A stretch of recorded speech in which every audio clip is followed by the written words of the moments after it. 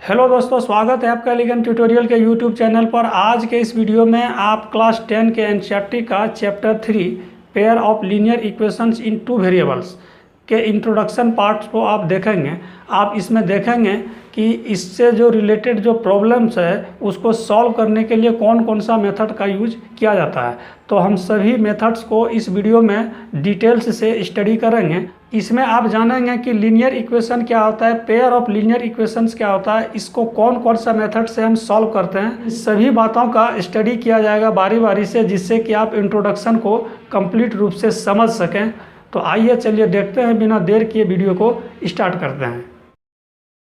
तो हम लोग pair of linear equations in two variables का इंट्रोडक्शन को स्टार्ट करते हैं। तो सबसे पहले है कि linear equation in one variable. तो linear equation in one variable किसको कहेंगे? तो जिसका कि डिग्री 1 हो उसी को कहेंगे ना लीनियर इक्वेशन। क्लास 9th में पॉलिनोमियल्स चैप्टर में पढ़े होंगे। तो जैसे कि हम यहाँ पर एक एग्जांपल लें, सपोज कि 7x + 4 = 0। तो यहाँ पर हम देख रहे हैं कि इस x का जो डिग्री है ये क्या है, तो 1 है। इसलिए हम इसको क्या कहेंगे कि ये linear equation in one variable का फॉर्म है। ठीक है, फॉर्म नहीं, ये linear equation in one variable का ये एग्जांपल है। और इसका फॉर्म का अगर बात किया जाए तो इसका फॉर्म होता है ax + b = 0। ठीक है, वहीं पर अब है लीनियर इक्वेशन इन टू वेरिएबल। तो ये तो सिंगल वेरिएबल का था, अब टू वेरिएबल्स का। तो इसका एग्जांपल कि सपोज 7x + 3y = 4। एक हम ये लिख दें। तो यहाँ पर देखते हैं कि ये इसका डिग्री कितना है 1 और इसका भी डिग्री कितना है 1। ठीक है, और टू वेरिएबल्स का है ना, टू वेरिएबल्स, ये x है और यहाँ पर ये y है। तो लीनियर इक्वेशन इन टू वेरिएबल्स का ये एग्जांपल है। लीनियर इक्वेशन का जो फॉर्म होता है ना, लीनियर इक्वेशन इन टू वेरिएबल्स का जो फॉर्म होता है वह होता है ax + by + c = 0। तो आप कहेंगे क्या कि ये तो उस फॉर्म में नहीं है? तो जी बिल्कुल इस फॉर्म में है। कैसे? तो यहाँ पर देखते हैं कि 7x + 3y, इस 4 को हम लेफ़्ट साइड में लाएंगे। तो लेफ़्ट साइड में लाएंगे तो क्या होगा, यहाँ पर -4 = 0। तो क्या हम इसको यहाँ पर प्लस नहीं लिख सकते हैं? अब देखिए तो कि ax + by + c = 0 आ गया ना इस फॉर्म में। तो ये लीनियर इक्वेशन का ये एग्जांपल है और ये क्या है, फॉर्म। इसमें क्या है कि जैसे ax + by + c = 0। तो यहाँ पर ये a जो है ना, a इस x का कोफिशिएंट है। ठीक है, a x का कोफिशिएंट है और b इस y का कोफिशिएंट है। ठीक है, और c ये क्या है, ये कांस्टेंट, c कांस्टेंट है। और क्या कि a और b ये दोनों जो है वो होना चाहिए रियल नंबर। और फिर कंडीशन क्या है कि a is not equal to 0 और b is not equal to 0।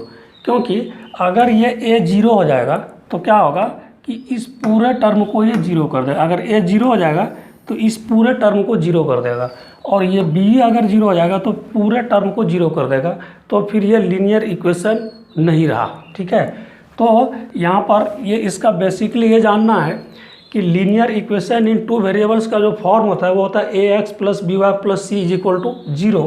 जहाँ पर a जो है क्या है, कोफिशिएंट ऑफ x है, b क्या है, कोफिशिएंट ऑफ y है, और a b दोनों जो है वो होना चाहिए रियल नंबर। जहाँ पर कि a और b is not equal to 0, means a और b का वैल्यू 0 नहीं होना चाहिए। और ये c जो है ये क्या है, कांस्टेंट। अब यहाँ पर इस चैप्टर के अकॉर्डिंग हम लोग समझते हैं कि यहाँ पे pair of linear equations in two variable, ये जो पेयर है तो इसका मतलब यहाँ पर क्या है, तो इसको देखते हैं। तो पेयर मीन्स क्या? तो पेयर मीन्स एटलीस्ट 2। ठीक है, तो अभी हम क्या बताया कि लीनियर इक्वेशन इन टू वेरिएबल्स का जो फॉर्म होता है वो क्या होता है, ax + by + c = 0। तो यहाँ पर हम दो लीनियर इक्वेशंस लेते हैं टू वेरिएबल्स का। ठीक है, तो सपोज कि एक लीनियर इक्वेशन है a1x + b1y + c1 = 0।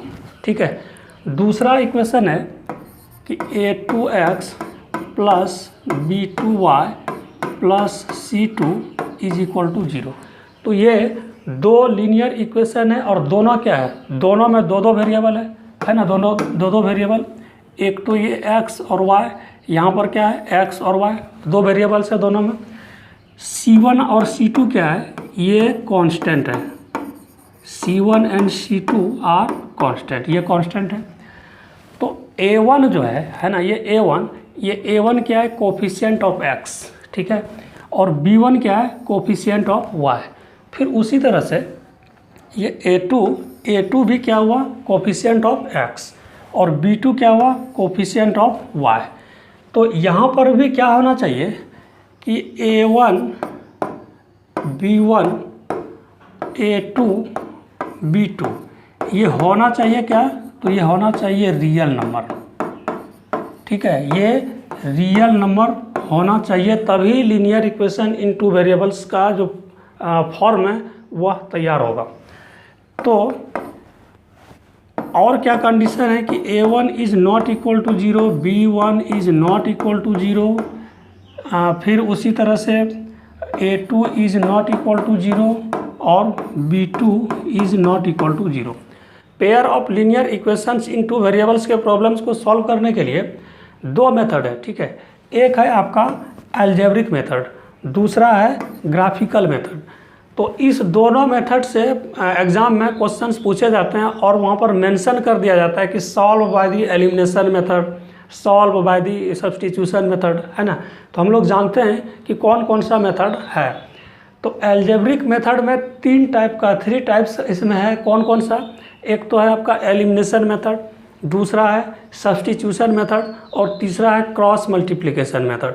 वहीं पर ग्राफिकल मेथड में भी 3 कंडीशंस है। तो कौन कौन सा कंडीशंस है इसमें, फिर ये अलजेब्रिक मेथड में ये जो तीनों मेथड्स है, तो इसका डिटेल्स चलिए अभी हम लोग देखते हैं। तो अलजेब्रिक मेथड में ये 3 तरह का मेथड आता है ना, एक है क्रॉस मल्टीप्लिकेशन मेथड, दूसरा है सब्स्टिट्यूशन मेथड और तीसरा है एलिमिनेशन मेथड। तो क्लास 9th में आप सब्स्टिट्यूशन मेथड और एलिमिनेशन मेथड को कुछ हद तक सीखे होंगे, लेकिन यहाँ पर इसका विस्तार से हम लोग चर्चा करेंगे।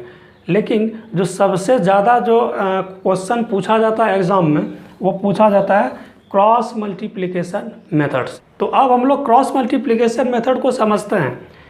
ये दो लीनियर इक्वेशन है 2 वेरिएबल्स का, है ना, a1x plus b1y plus c1 is equal to 0 और a2x plus b2y plus c2 is equal to 0। ये दो लीनियर इक्वेशन है।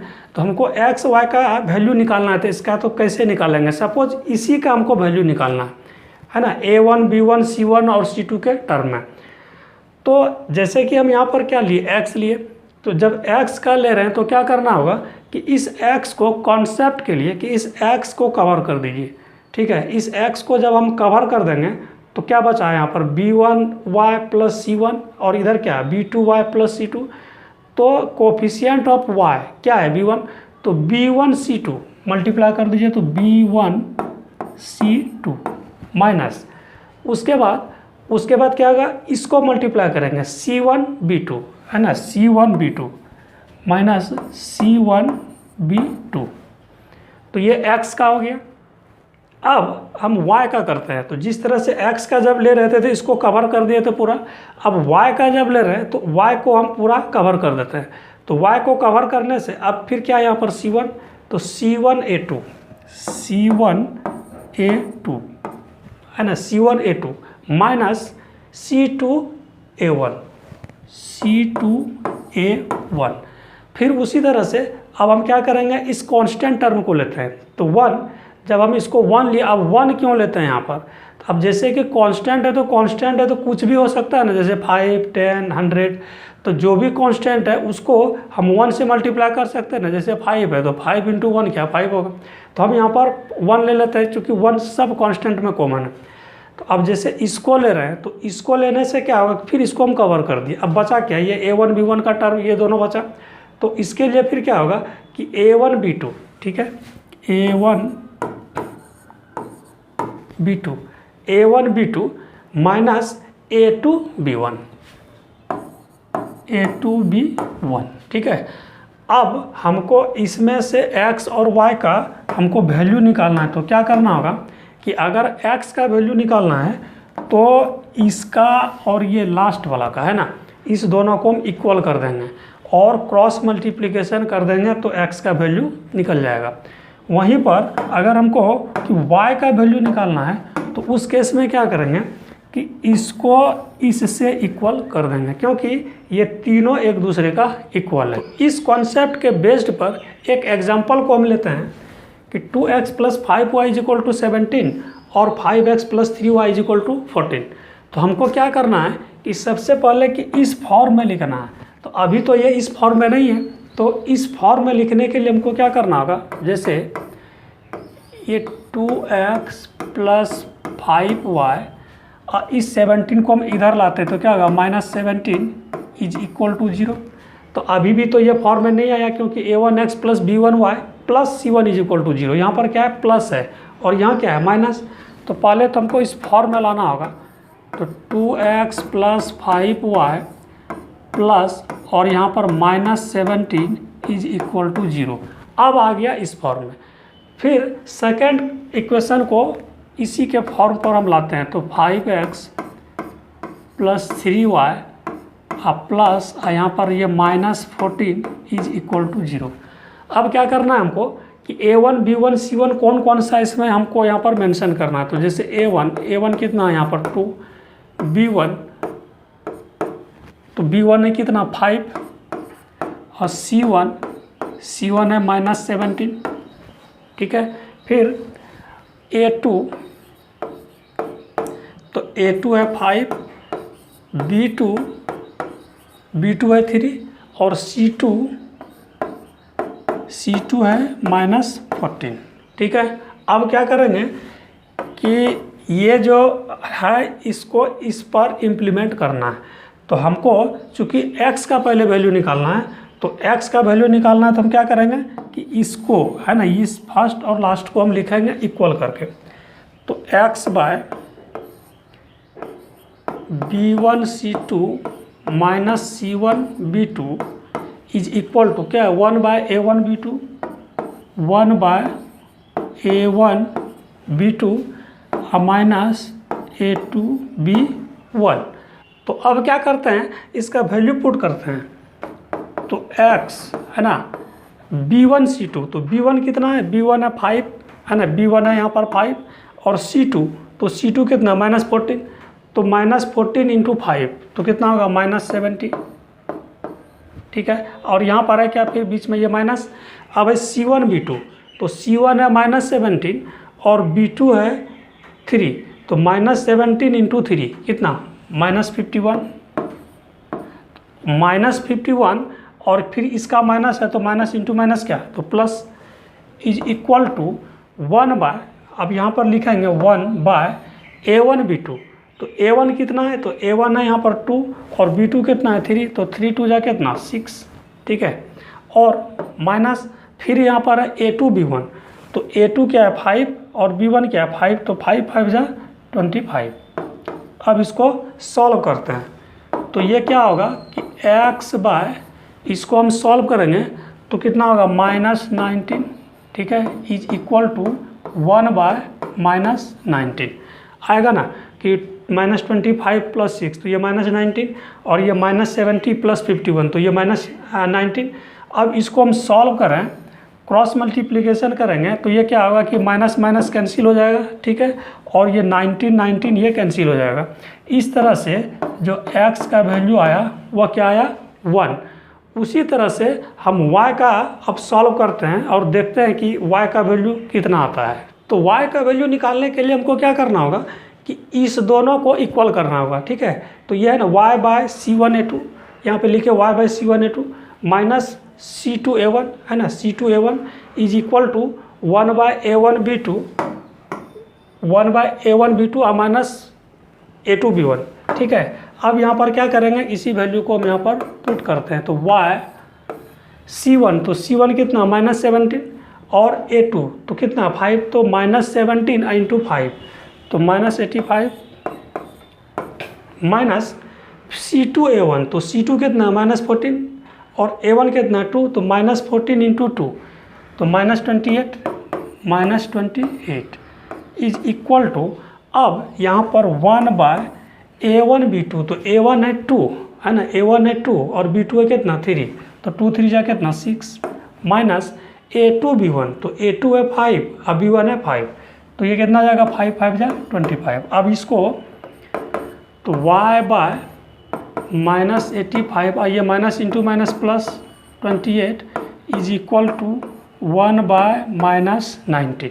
ठीक है, अब हम इसको सॉल्व करेंगे तो ये क्या होगा y/, ये -57 होगा ना, -57 85 में 28 को हम माइनस कर देंगे, -85 और +28 तो होगा -57 इज इक्वल टू 1/-19। ठीक है, तो यहाँ पर क्या होगा कि -19y, इसको हम क्रॉस मल्टीप्लिकेशन कर देते हैं, -19y इज इक्वल टू क्या होगा -57, तो इस तरह से y is equal to -57 by -19, ये माइनस माइनस कैंसिल और ये होगा 3। इस तरह से x का वैल्यू 1 आया और y का वैल्यू 3 आया। Pair of linear equations into variables के प्रॉब्लम्स को सॉल्व करने का जो सेकंड मेथड है वह है सब्स्टिट्यूशन मेथड। तो इस मेथड को हम एग्जांपल की मदद से समझते हैं। तो यहाँ पर है कि x + y = 8, तो हम इसको इक्वेशन फर्स्ट ले लेते हैं और 2x - 3y = 1 इसको हम इक्वेशन सेकंड ले लेते हैं। अब क्या करेंगे कि इस इक्वेशन को लेते हैं हम, ठीक है, कि x + y = 8, तो हम क्या करेंगे कि x = 8 - y तो लिख सकते हैं, है ना, ये y को हम राइट हैंड साइड में ले गए। अब क्या करना है कि put x = 8 - y in equation second. ठीक है, इस x का जो वैल्यू हम यहाँ पे निकाले 8 - y, तो इसका वैल्यू को क्या करेंगे इक्वेशन सेकंड में पुट कर देंगे। तो अब इक्वेशन सेकंड को लिखना होगा तो क्या है 2x - 3y = 1। तो यहाँ पर x का वैल्यू 8 - y हम यहाँ पर पुट कर देते हैं x के प्लेस पर, 8 - y अब -3y = 1। ठीक है, इसको सॉल्व करते हैं तो 16 - 2y -3y = 1, है ना। अब यहाँ पर क्या हो गया कि -2y और -3y यहाँ पर लिख देते हैं और इक्वल टू 1 और -16। ठीक है, तो इस तरह से क्या हो गया ये -5y -15, तो y का वैल्यू कितना आया यहाँ पर, देयरफॉर y = 3।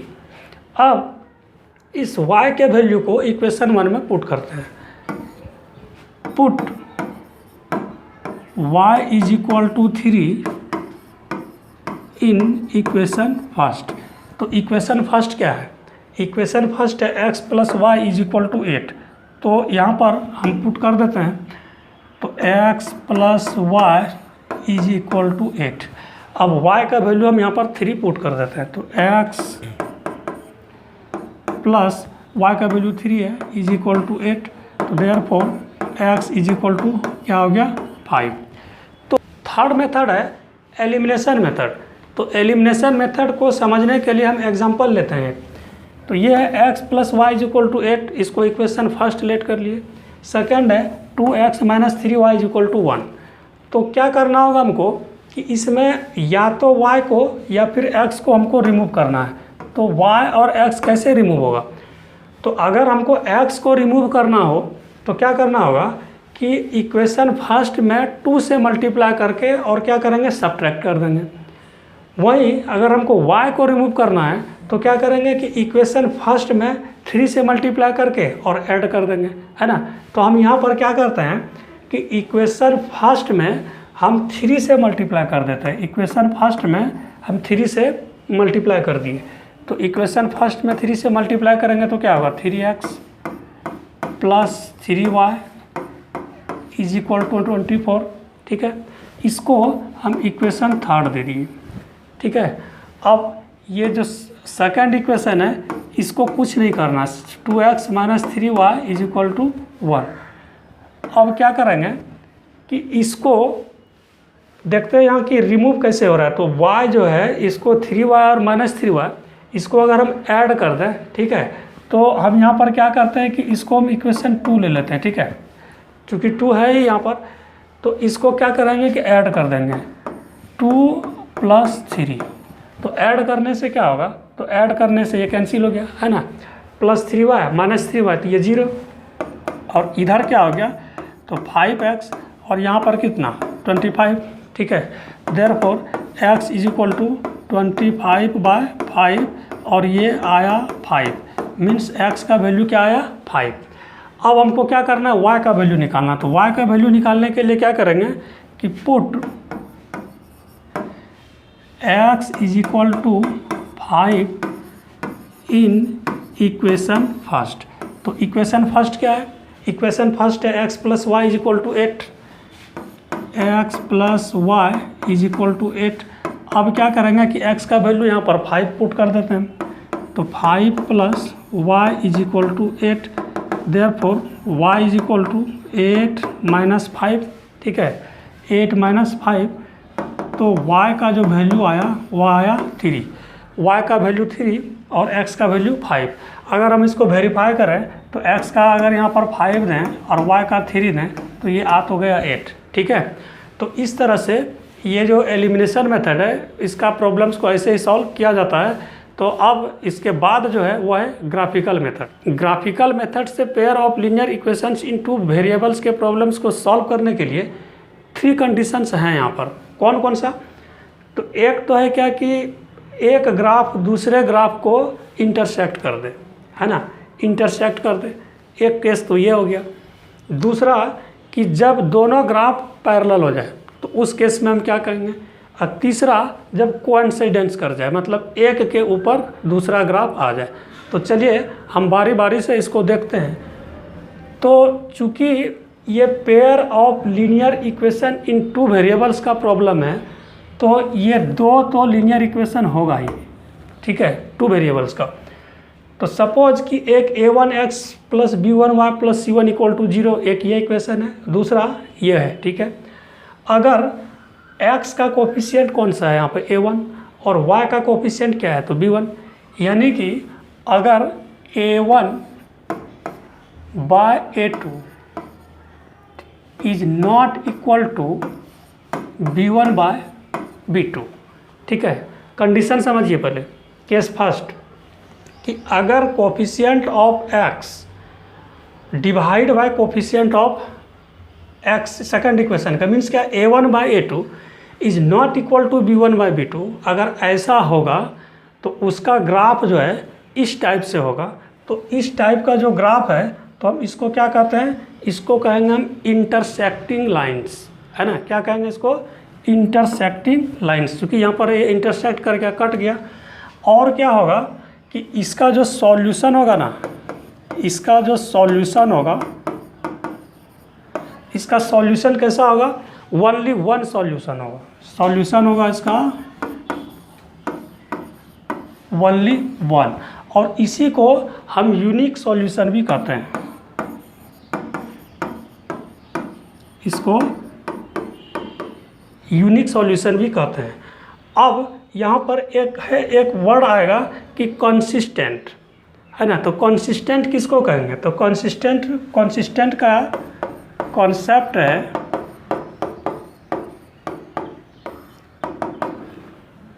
कि कंसिस्टेंट का कॉन्सेप्ट है कि इट हैज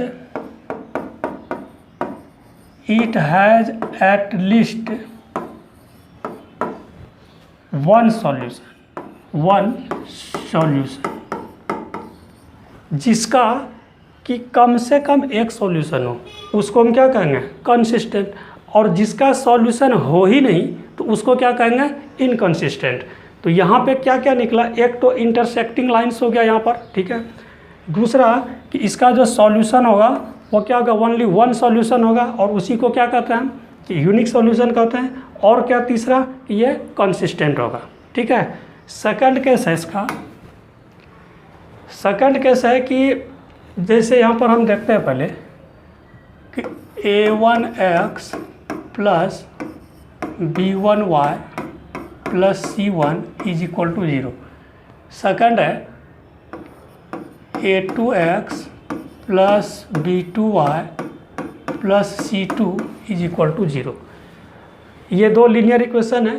तो इसका कंडीशन है कि a1 by a2 is equal to b1 by b2, ये तो हो, लेकिन c1 बाय c2 ये नहीं हो। अगर इस तरह का कंडीशन आएगा तो उसका जो ग्राफ होगा, तो ग्राफ कैसा है ये, इसका ग्राफ होगा पैरेलल लाइन, पैरेलल लाइंस। ठीक है, इसका ग्राफ क्या होगा, पैरेलल लाइंस। और जब ये पैरेलल लाइंस है तो इसका मतलब क्या कि एक लाइन दूसरे को कहीं पर भी इंटरसेक्ट नहीं करेगी, और जब ये इंटरसेक्ट नहीं करेगी तो इसका जो सॉल्यूशन होगा, इसका सॉल्यूशन क्या होगा, नो सॉल्यूशन होगा। इसका सॉल्यूशन होगा ही नहीं, कुछ नहीं होगा। और जब सॉल्यूशन नहीं होगा तो अभी हम बतलाएं तो क्या होगा ये, तो इनकंसिस्टेंट होगा,